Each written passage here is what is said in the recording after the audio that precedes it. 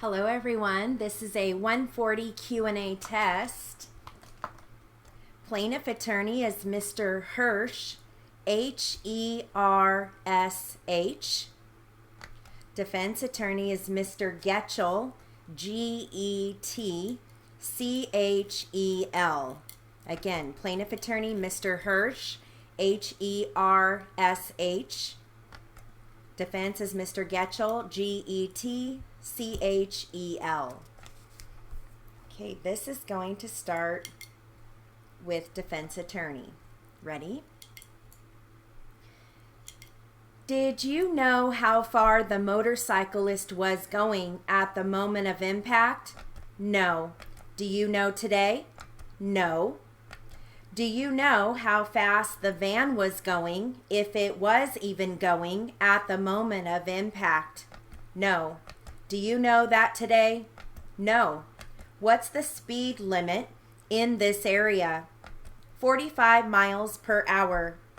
Did you assume that the motorcyclist was going at least some speed at the moment of impact? Yes. Did you assume that if the motorcyclist was going at least some speed, that following impact, that the motorcyclist would travel a certain distance? Yes. I know you're not a reconstructionist. You've never calculated how far he would have traveled, right? Correct. And so tell me how you used his location on the roadway when you got there as a means of determining area of impact.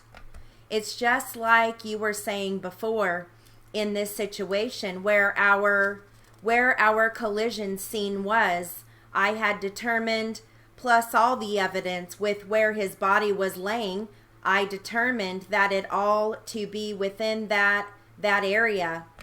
Well, let's put it this way. If he's going 45 miles an hour, whatever it was, then his body would have continued to go at 45 miles an hour if it didn't hit any obstacles. I'm not getting into heavy physics. I'm just a PE major. Calls for expert opinion, calls for speculation, assumes facts. Let me strike my comment. Strike my comment. Assuming for the moment the motorcyclist is going at some speed, then at the moment of impact, his body would have been thrown, correct? Correct. As far as using his area of impact or his area of rest, his point of rest, that's a very broad way to try and narrow down area of impact. Would you agree? That is argumentative and it calls for speculation. So you would not agree?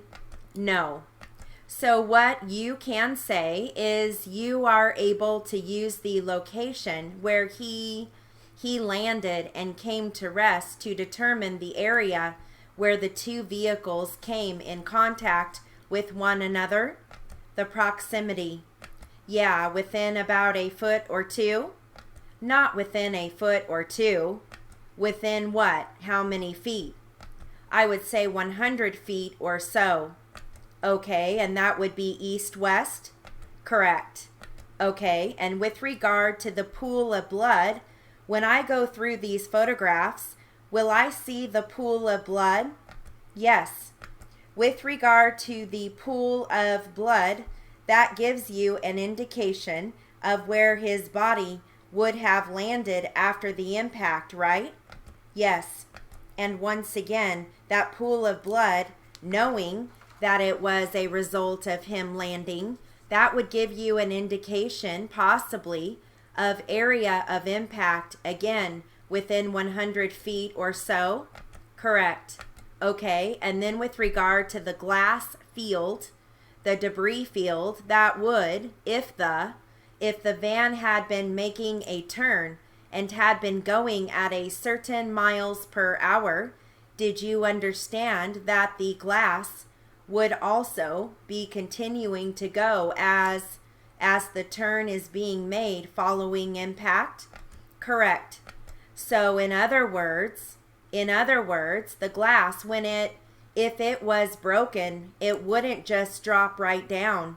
It would continue to go for some distance and then it would fall to the ground, correct? Correct.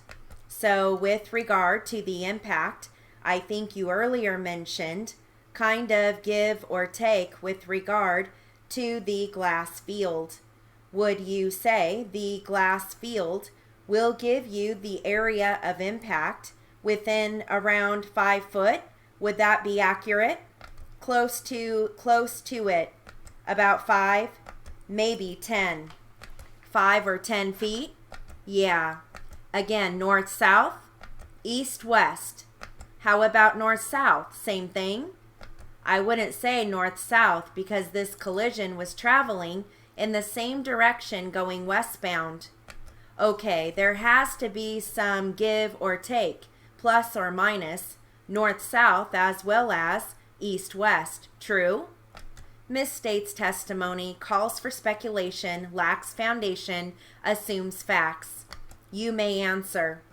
Because when the rider impacted the rear of the vehicle, it broke the rear windshield or the rear window, and then that vehicle was traveling southwest, so it would have gone farther west because when it broke, it would have then dropped as the vehicle is moving and come to rest a little farther west of where the collision happened. Assuming the vehicle was also, as you mentioned, headed southerly, to a certain extent, the glass would have traveled southerly after the break? Correct. So there would be some distance that the glass would have traveled from the momentum of the van? Correct. Assuming the van was moving, right? Yes. At 10 miles an hour, that would be some distance, assuming she's right? Yes.